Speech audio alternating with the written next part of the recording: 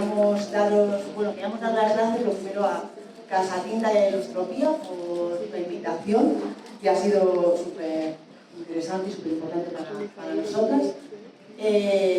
Formamos parte de la Asociación de Ilustradores del País Vasco, que se llama Euskal Ilustradoreak, y bueno, pues queríamos hablaros un poco de qué va a ir la charla y de qué va a ir este Picasso examen. Sí que queríamos comentar que esto nace un poco de como muchas casualidades. El año pasado la asociación cumplió 20 años y entonces decidimos hacer una serie de actividades pues, por todo el País Vasco, donde hacíamos exposiciones, un poco también para enseñar a la ciudadanía nuestro trabajo, darnos también a conocer entre muchos de los socios y de las socias. Y Charly y yo coincidimos en la exposición en esa misma columna que veis en la parte izquierda. Las obras que teníamos puestas eran la que está en la parte de la derecha, la de Charly, que es un pop-up, el que veis aquí, que representa el árbol de Guernica, que es un árbol muy importante en nuestra tierra, del que luego Charly os hablará un poquito más. Y la imagen que está en medio es la mía, que se llama Nakumeak, mujeres, y que bueno, yo creo que es una imagen que habla bastante de mi trabajo y de las cosas también que me interesan. Bueno, el árbol de Guernica. Vamos a empezar.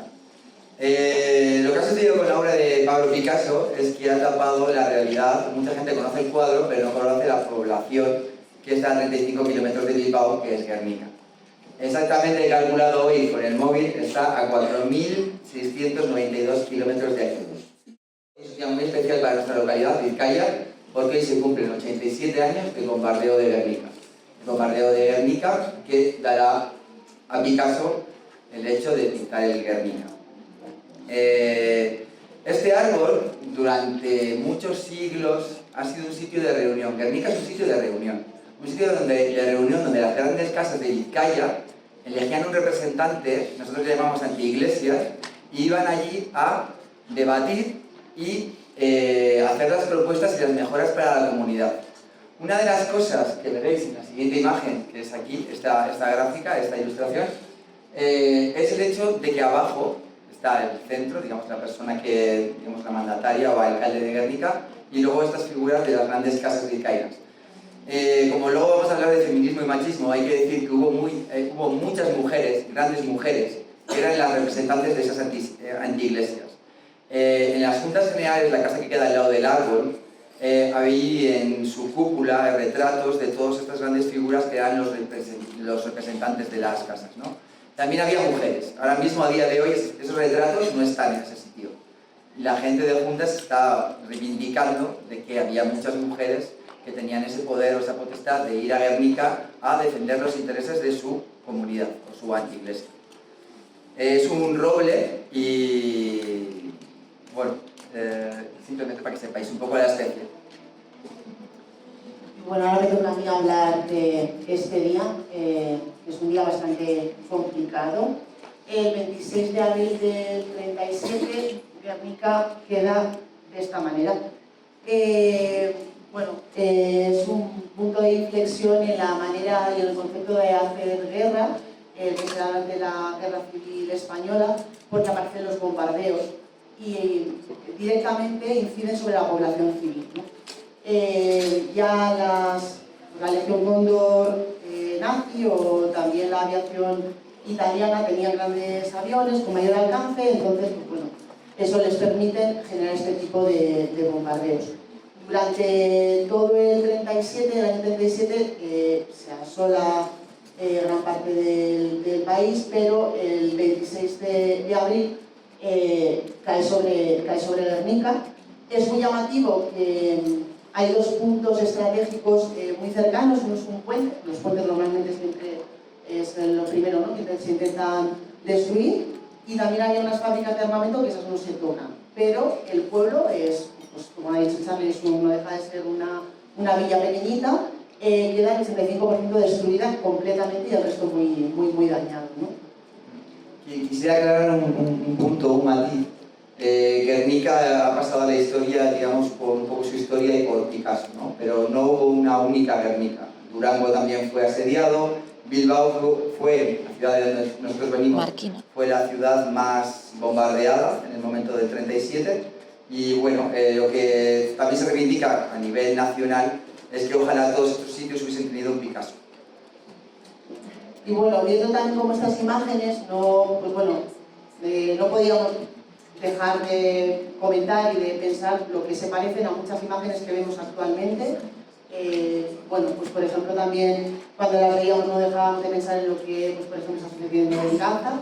Y bueno, pues desde aquí también queríamos pedir un alto al fuego inmediato por parte de Israel, porque esto no es genocidio. Aquí la importancia de la prensa y el periodismo. Este es George Steer. Va a ser clave en toda la historia. George Steer es un periodista británico, nacido en Sudáfrica, que está en Londres y viaja a Bilbao. Viaja a Bilbao en el 37 como corresponsal de guerra. Se entera del bombardeo de Guernica, coge un coche y se va a visitar la zona, bombardeada y masacrada. ¿Qué hace? Llega a Bilbao y manda un telegrama a Londres para que vaya luego a Nueva York y vaya al New York Times. Aquí podéis ver la noticia, el corte de la noticia, que esto fue portada en el Times, pero una portada que fue muy pequeñita. O sea, estaba la portada, esto fue una noticia que se puso en primera página y luego el mundo fue consciente de lo que había sucedido en Guernica. Guernica es el primer atentado, o sea, el primer bombardeo contra población civil.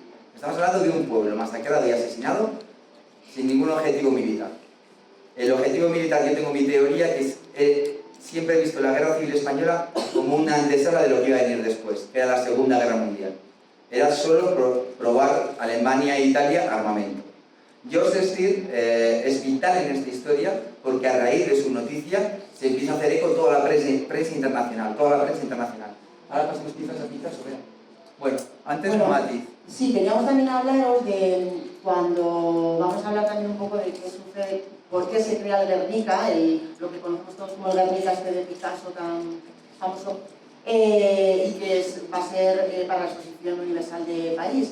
Pero cuando se empieza a pensar en una imagen que hable de Guernica, desde el gobierno vasco, que es el gobierno más cercano a nuestro pueblo, más que lo que sería lo que era en ese momento el gobierno de la República, piensan en un pintor vasco para llevar a cabo esa representación, que es uno de los grandes pintores que teníamos en nuestra tierra, que es Aurelio Arteta, y que hace este tríptico, es un tríptico de grandes dimensiones, en el que, bueno, como podéis ver, en la parte izquierda representaría el Gudari con los bombardeos, los aviones. El Gudari es como el soldado vasco, a la vez el horror, ¿no?, de encontrarse también el resto de otros personajes muertos caídos en batalla. La parte central, que correspondería sobre todo como a esas despedidas también, ¿no?, de los hombres que van a la guerra en esos momentos, y también en aquel momento algo que sucede, y es que mucha parte de la población infantil es llevada a otros países para sacarles de la guerra. Muchos de los niños y las niñas son llevados hacia Rusia, por ejemplo. Y en la parte derecha, que ya de lo que nos hablaría, pues bueno, es una imagen muy cruda y muy terrible, ¿no?, en el que nos encontramos esta mujer como amamantando a un niño que ha caído, incluso ese perro que parece que está como gritando ante los bombardeos, ¿no?, que está ahí como aullando o alguna cosa así. Aquí quisiera destacar en el estilo de los niños que fueron a Rusia y otros países, hubo desde el gobierno vasco en aquel momento, en el 37, que estábamos en guerra, la figura de Lee Manning, esa mujer, esa consulada británica, que fue la que fue a Vizcaya a rescatar a todos esos niños y organizar todas las embarcaciones que iban a rescatar a miles y miles de niños. Vale, esta es la exposición internacional de las artes y las técnicas. Esto sucede en París y esto era como una exposición de turismo. Iban a ir todos los países y iban a dar sus peculiaridades para el turismo. Lo que sucedía es que en España llevaba ya un año en guerra. Entonces el pabellón español, que se retrasó 4 meses, tenía pues, una inquietud bestial por ver todo el mundo que iba a presentar el pabellón español. El pabellón español hecho por la República, lo que había planteado era llevar la cultura de Federico García Lorca, como bien sabéis, asesinado en el 36. También se iban a proyectar primeras películas de Luis Buñuel y esculturas de Julio González. La República le planteó a Picasso hacer un cuadro, un gran mural. Iban a estar en una exposición que era al aire libre. Hay réplicas, hace poco se han hecho réplicas exactas de cómo fue el pabellón, y a Picasso se le abruma totalmente la idea de pintar algo tan grande. Él dice, yo no he pintado nunca algo tan bestia en tanto tamaño. Entonces Picasso, un poco cuando vamos a desmontar a Picasso, hablamos de Picasso Sabel, en ese momento Picasso no estaba comprometido con la guerra de su país. Cuando nace la noticia de George Steele y cuando empieza la prensa parisina a sacar toda la masacre y el asesinato de Guernica, cuando Picasso, que no tiene ni idea de lo que va a hacer para la República, dice, vale, ahí nace el Guernica. El Guernica no nace de un compromiso. Y tanto Bea y yo queremos reivindicar la pieza que estaba enfrente del Guernica, que era de otro gran genio, que era Joan Miró, que estaba planteando el Gran Pallés, el segador catalán. El segador catalán lo que venía a representar era un labrador con una hoz en alto para representar al señor que cuida su huerta, ¿no? El alimento, el que proporciona el alimento, pero que esa hoz en contexto de guerra también podía ser un arma. La pena que el pobre Joan Miró le robaron la obra. Esa obra fue robada y le dio muchísima pena porque también era su primer mural. Hay muchas historias, leyendas sobre el Guernica. También hay una teoría que puede ser muy veraz, que él realmente lo que está pintando es el contexto tóxico que tenía familiar, donde las figuras que aparecen en el Guernica podían ser su mujer, sus amantes, y bueno, ya en el contexto de que sube Guernica, pues bueno, empieza a trabajar en un contexto más bélico. Vale, luego también lo que pasa con Picasso es que fagocita todo. O sea, la obra de Dora Maar es una fotógrafa impresionante del siglo XX, del siglo XX, de la cual no tendríamos ninguna documentación de la creación del Picasso, o sea, del Guernica, y donde podemos ver trabajar a Pablo Picasso en esa obra, ¿no? Como vamos a hablar, hay una anécdota muy desagradable en ese momento de taller donde él está creando la obra, que no sé si la conocéis, la anécdota que aparece en Marie-Thérèse, que es su amante, y de la cual tienen un hijo, y ella está con Dora Maar, y él ya está pues engatusando a Dora Maar, y supuestamente tendría esa relación doble, ¿no? Entonces Marie-Thérèse aparece con su cría Maya en brazos, y ellas dos discuten, y Pablo Picasso, mientras está encima de la escalera, rematando el Guernica, ellas dos se ponen a discutir y a pegarse. Es una anécdota que incluso el propio Picasso comentaba muy jocosamente de lo que le había sucedido, ¿no? También para que veamos un poco en el contexto de que el Picasso, del Guernica, cómo se está creando. Bueno, también hay una anécdota muy bonita, yo soy muy de anécdotas y de frases, pero Picasso es muy capullo, pero tiene muy buenas frases. Llegaron unos nazis a su taller y dijeron, esto es muy feo. Y dijo, lo han pintado ustedes. Ahí le damos el chapo. Bueno, y en esta cosa de las casualidades, resulta que nos encontramos con este podcast que es súper interesante, os lo recomendamos, es de Pello Riaño, es un periodista e historiador, en el que es un documental en el que habla por un lado de la figura de Picasso en relación sobre todo a las mujeres con las que él se relaciona y las mujeres con las que convive, con las que comparte su vida básicamente y a las que maltrata en la mayoría de los casos, ¿no? Y a la vez, lo que va a hacer, bueno, también nos gustaría ser bastante honestas con la figura de Riaño, hace una lectura crítica sobre el machismo de Picasso, pero bueno, también hay que decir que Riaño, pues bueno, en un momento dado ha sido acusado de acoso laboral, cancelado y sacado de su redacción en 2010. Creo que eso también es interesante para pensar cuán críticas podemos ser con lo ajeno y con la autoridad y cuán poco críticas a veces con nosotras mismas, ¿no? Entonces también, bueno, es una reflexión que me parecía importante también como ponerlo sobre la mesa y bueno, luego también podríamos hablar. Hay que decir que este documento se hizo antes de saber esa noticia, donde tampoco nos considera igual, pero es una pena porque en realidad os recomendamos el podcast, está muy bien. Lo que viene a decir es ese Picasso del taller, que lejos estaba de la sociedad que estaban gestando estas heroínas. Sí, porque siempre tenemos como una sensación, por un lado, de la obra de Picasso, tremendamente contemporánea, muy rompedora, pero luego la manera en que él genera relaciones, sobre todo relaciones con las mujeres, son unas relaciones tremendamente anticuadas, machistas, ¿no? Esa parte. Y siempre se piensa que Picasso es un hombre de su tiempo, pero esto no es real si se compara con algo también que hablan en este podcast, que son, por ejemplo, este grupo de mujeres que existía en España a la vez, era un grupo que se llamaba Mujeres Libres, y que era una red de mujeres con más de 30.000 mujeres un grupo anarcofeminista, que bueno, básicamente se organizaban para crear una fuerza feminista en el momento. Estamos hablando como en el año, pues eso, en los años de República, 34, 36, etc. Como os digo, se llamaba Mujeres Libres, crearon escuelas y crearon también una revista con 13 números, bueno, pues para pedir también la emancipación de las mujeres. Luchan contra el analfabetismo, contra el matrimonio, contra la esclavitud también de género, y reivindican también pues, muchas mejoras laborales y también el amor libre para las mujeres. Estas son algunas de las portadas. Tenéis en internet, los 13 números de Mujeres Libres están colgados de forma gratuita. Os animamos a que los echéis un vistazo porque la verdad es que son maravillosos. Tienen además este tipo de portadas que, bueno, a mí me fascinan, me parecen también como súper contemporáneos, ¿no? Y con muchísima fuerza.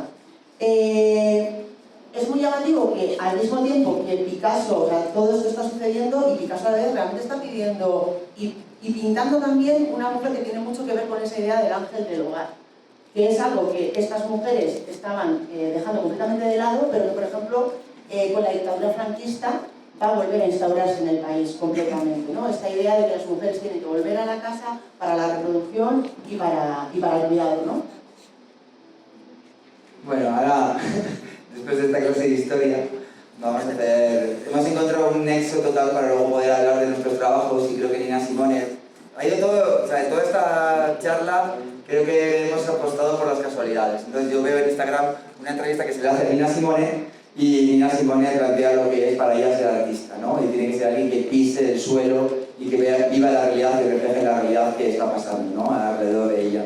Esto nos lo pone delante a poetas, músicos, ilustradores, ilustradoras, y creo que era un buen nexo para empezar a hablar un poco de nuestro trabajo y en esa reflexión de que Picasso yo creo que estaba bastante lejos de lo que era la realidad de estas mujeres libres. Y bueno, en ese sentido vamos a empezar a ver algunas imágenes ya, contaros un poco sobre nuestro trabajo. Hostia, ayer me emocioné, ayer tuve otra conferencia y hablando de este tema me emocioné y nunca me había pasado. Espero que no me pase ahora, porque vengo blandito. Pero es que cuando dibujamos una cosa no tenemos ni idea de dónde vamos a llegar. A mí me invitan a una exposición, unos jovenzuelos, ya tengo ya mis años, y digo, venga, hostia, pues venga, me voy a poner aquí con estos jóvenes a hacer cosas. Y planteo el hecho de ella es Juanita Mir, es una periodista que fue fusilada en el 37, en la caída de Bilbao.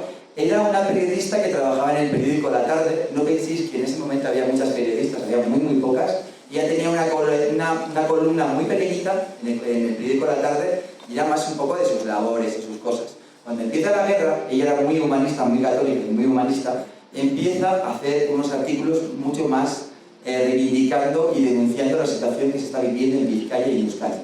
¿Qué sucede? Hace un artículo que se llama Si Durango y Guernica no hablasen tan claramente, donde acusa directamente y señala quiénes han sido los responsables de esta masacre. Ya acusa directamente a los nazis y al fascismo español. ¿Qué sucede? Que cuando cae Bilbao, que cae un 19 de junio, me la tendría que saber de memoria, pero no, 19 de junio del 37, Juanita Mir es lo que sucede cuando cae en una ciudad. Lo que se hace, las tropas, que supongo que igual lo sabéis, pero en el contexto bélico, es que se empiezan a hacer juicios. Si tú has estado conmigo, no te preocupes, no va a pasar nada. Si tú eres un rojo, tú no estás con nosotros, pues bueno, lo que te puede pasar es cárcel, paredón o, bueno, digamos, el contexto más desagradable, ¿no? Estos juicios se realizaron en el Teatro Arriaga, un símbolo de la cultura de nuestra ciudad. Se convirtieron en juzgados, donde se metían grupos de 10-15 personas y eran juzgados, tenían unos consejos de guerra. Eran juzgados, no eran consejos de guerra. Juanita Mir tuvo un consejo de guerra para ella sola. Una señora, porque era una señora. Muy tranquila ella, que se tomaría su té, su café y escribía en su columna. Esta chica, pues lo que tuvo es un consejo de guerra para ella sola, es arrestada en la cárcel de la Rínaga y es fusilada el 5 de agosto de 1937. Yo conozco la historia, no existe ninguna documentación gráfica, fotográfica de ella, no se sabe con su rostro, y yo decidí hacer una exposición reivindicando una calle para ella. Todavía no hay una calle en Bilbao con el nombre de Juanita Mir. También os quiero decir que hemos empezado con juntas generales en el árbol de Guernica. Juntas generales, a partir de ahora cualquier nueva calle de Bilbao va a tener un nombre de mujer. Lo único para equilibrar la descompensación que hay entre nombres de señores y nombres. Entonces sucede algo mágico, algo maravilloso. Me llaman por el infierno, una chica de la universidad que estudió conmigo me dice que me mandó un mensaje privado por Instagram y me dice: mi abuela estuvo con esta señora en la cárcel. No había ninguna documentación, no existe nada sobre esta señora, sobre Juanita Mir. Entonces me manda y yo digo, bueno, pues la prudencia, cuando esto os pase, la prudencia de mirar fechas y mirar todo, concuerdan las fechas. La tenéis aquí. Mirad Astorquiza, que es la abuela de mi amiga Yayone. Concuerda la fecha exacta del arresto de ella y traslada a sus nietos, habla de sus nietos de siempre, una chica que estuvo con ella en la cárcel, súper amable, súper atenta, y es lo único que tenemos de Juanita Mir. Es lo único, salvando su periodismo. Y nada, y eso, ella también, y ya termino, tiene una triste tumba en el cementerio de Bilbao, que queda en Zamudio. Es una simple placa con un número 4, esa es la realidad de Juanita Mir. Y por eso reivindico mucho esa figura en la prensa, la libertad de prensa. Hace poco vi en Instagram, como hace ayer o antes de ayer en Oklahoma, la policía cargaba contra la prensa y no dejaba hacer su trabajo, y por eso volvemos a insistir la importancia de los corresponsales de la verdad. Bueno, Toma ya. Yo veo esta imagen tuya, Charlie, y sí pienso también en la importancia muchas veces que puede tener el dibujo o la imagen o la ilustración, ¿no? También para cambiar realidades, para comunicar, para transmitir, y no sé, creo que en ese sentido también como que tenemos que tenerlo mucho en cuenta. Yo os traía esta imagen mía para hablaros también un poco de, bueno, igual no tanto de la imagen en sí misma, pero sí de algunas de mis preocupaciones. Yo desde que estudiaba, yo estudié Bellas Artes en la Facultad de Bellas Artes en la Universidad del País Vasco, y la mayoría de las referencias que yo tenía eran de hombres. A mí no me daban muchas referencias de mujeres, más que una profesora que se le ocurrió mucho para que conociéramos a unas cuantas, pero muy poquitas, la verdad. Y sí que veía que, claro, evidentemente la mayoría de las mujeres que yo veía estaban en los cuadros, estaban en las esculturas, ¿verdad? Pero no me sentía, también es cierto que en muchos sentidos no me sentía muy representada. Eso me llevó a pensar mucho también, o a reflexionar sobre a quién dibujo y cómo dibujo y por qué, ¿no? En ese sentido, poco a poco como que intenté ir encontrando como otras realidades con las que me sintiera más cómoda, y que creo que en ese sentido también la ilustración y el dibujo a mí me ayudan, me sanan, me conectan con otras cosas, ¿no? Y eso creo que sí que es una de las grandes potencialidades que puede tener. También es verdad que el ir haciendo esa transformación me llevaba a pensar luego en otras cosas que nos pueden atravesar y que yo no estaba teniendo en cuenta, ¿no? Yo qué sé, cosas que tengan que ver con la raza, cosas que tengan que ver con discapacidades, con la edad. Yo ahora mismo, por ejemplo, me fijo mucho y pienso mucho en las representaciones de las personas mayores y de las mujeres mayores en concreto. ¿Por qué? Porque voy hacia allí. Y porque cada vez tengo más canas y bueno, quiero saber si en algún momento también me voy a sentir representada o si voy a poder encontrarme, ¿no? El lenguaje construye realidad, creo que también es algo de lo que hablaba también Claudia, y si el lenguaje construye realidad, el lenguaje visual lo hace también, y si lo que no se dice y lo que no se nombra no existe, por lo que no se dibuja tampoco. Aprovecho para hablar de otra compañera y la importancia de hacer cursos. La gente que está haciendo cursos en Ilustropía, hice un curso con Higinia y Battins, y donde nos planteaba dibujar nuestra realidad. Mi realidad se parecía mucho a la de la inteligencia artificial. Te dabas cuenta que te faltaban muchas figuras, eran muy pobres, realmente eran dibujos buenos, pero era una realidad totalmente horrenda. O sea, porque no había gente racializada, no había gente con discapacidad. Analizabas un poco el mundo que estabas dibujando y decías, hostia, mi mundo es muy pobre, es mucho más rico. Realmente tienes que salir a la calle y ver las realidades.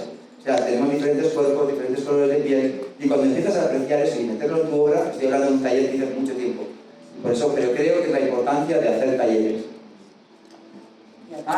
Perdona, me toca a mí. Esta es otra compañera, o sea, yo sé que hago homenajes. Esta es Anne Picaza, que aparte de ser una grandísima ilustradora, también es una grandísima actriz. Esta es la obra de Yerma, de Federico García Lorca. Yo, a lo largo del año, soy bastante urbanita. No me vais a ver en el monte nunca. Pero llega verano y sucede algo que no voy a veranear a Galicia, me voy a una huerta y me posee un señor con una azada, con una huerta, con el mono, con las botas, destrozando, y yo no sé de dónde sale ese señor que me posee, pero que me encanta. Y estoy siempre al cuidado de 6 gallinas. Esas 6 gallinas, una de ellas se me puso clueca. Y la gallina clueca supuestamente lo que hace es empollar los huevos que luego van a ir a la cocina. Entonces, si ella los empolla, esos huevos ya no valen para nada. Entonces, hablé con los familiares de mi chica y me dijeron, métele la cabeza en agua fría. Miles de consejos que eran horribles, la verdad. Y decía, pues esta pobre, ¿cómo le voy a meter la cabeza en agua fría? Él que tiene gallinas también me comprende muy bien. O cambiarlos por huevos jaleados, que son los huevos fecundados por el gallo. La historia de Yerma es desgarradora y la obra pertenece a una reinterpretación de María Goirizelaya. Es el drama de una chica que no puede quedarse embarazada con su pareja. No sé si conocéis la obra de Lorca o Yerma, pero va sobre esto. Entonces, estos dibujos nacen un poco de ese imaginario. Si os fijáis, el embrión lo tiene en la cabeza la actriz Yerma. Y luego también jugaba mucho con el concepto de huevo, ovario, y ese concepto viene un poco de la gallina clueca. Bueno, es que todo mi trabajo hay como mucha... Esto del asociacionismo, del que hablábamos, de asociar como muchas ideas, pero siempre está como muy presente. Soy un pesado. Son como imágenes collage de pensamiento. Bueno, yo traía esta imagen porque yo siento también que el dibujo a mí me ha ayudado a llevarme a relacionarme con personas y con proyectos que me interesan, básicamente. Y sí, esta imagen es una imagen que hice para la Vía Campesina en un momento dado y que habla sobre la soberanía alimentaria.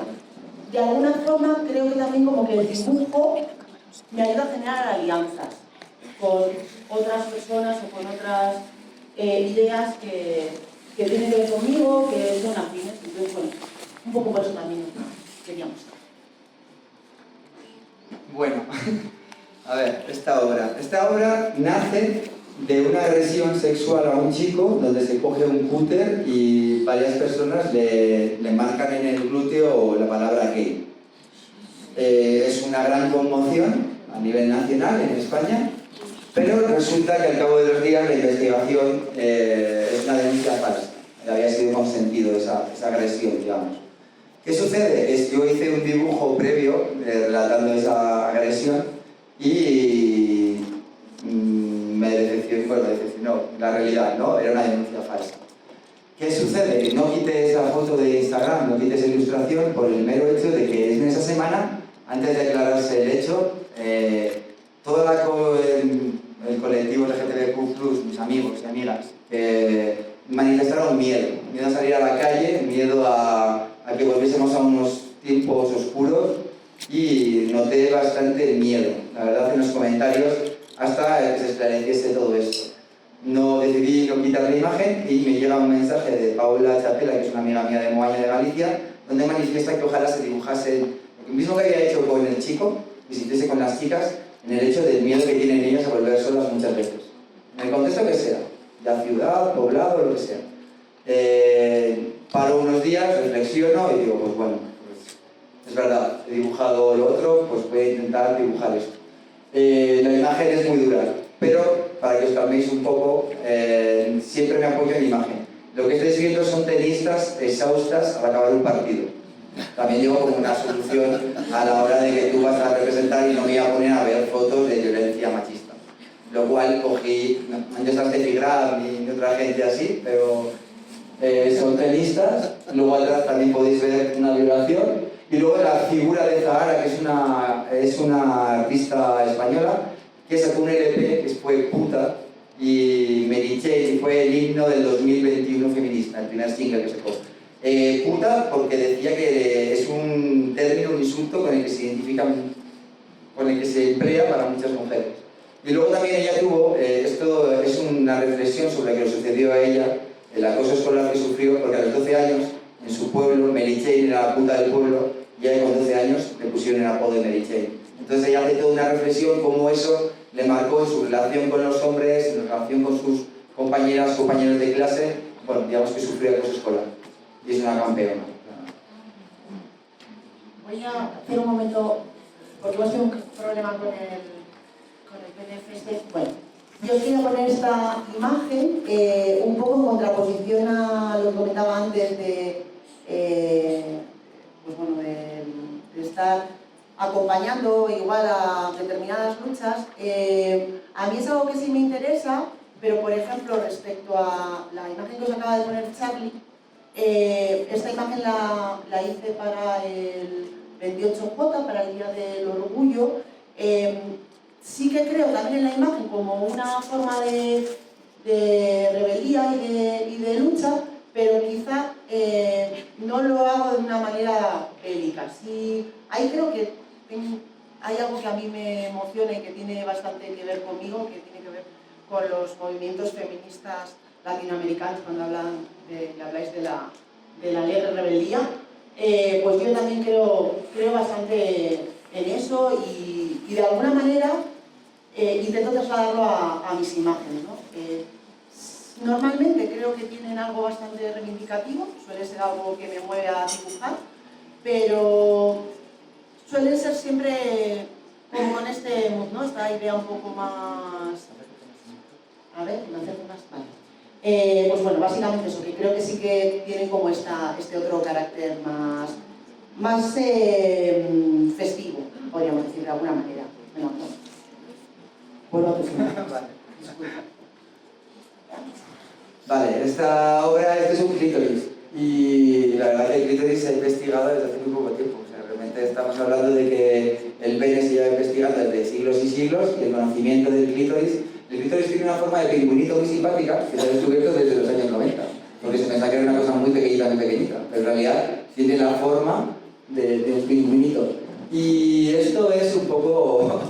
Son Daredevil y Ray Charles. Hay una canción de Siniestro Total que es Más donde estás, más Ray no te veo, que relata es el encuentro entre dos ciegos. Entonces un poco hablando hacia los hombres y lo hablaba antes con Bea y me salgo un poco del guión, pero Muddy Waters, ¿no? El I Am a Man, siempre era donde el goce estaba en el hombre, no estaba en la mujer. Entonces llega Etta James, que es una grandísima artista, y ella dice I am a woman, y hace con los mismos acordes un contexto y cambia las palabras para decir, nosotros también gozamos, tíos, ¿sabes?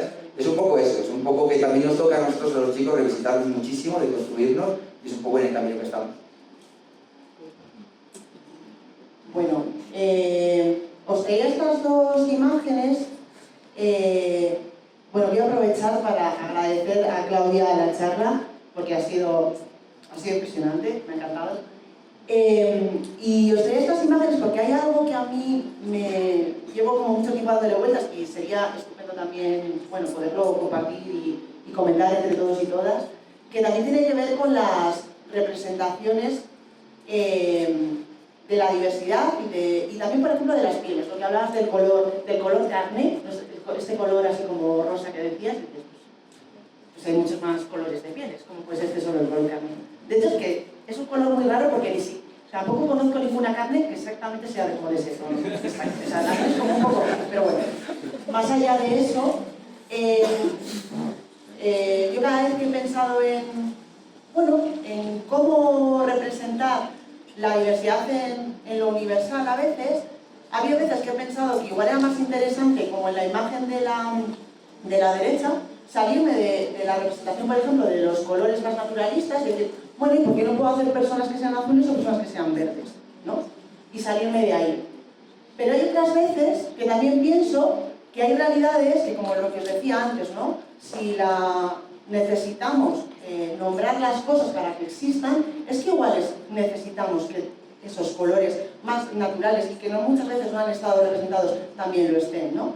Entonces, bueno, esa es como una especie de lucha interna que tengo, de cada vez que me pongo a dibujar y este tipo de cosas, que bueno, pues que tengo pues, mis preguntas, ¿no? Y bueno, pues también si alguien tiene alguna respuesta a esto, yo se lo agradecería tremendamente. Yo mucho tiempo con estos problemas.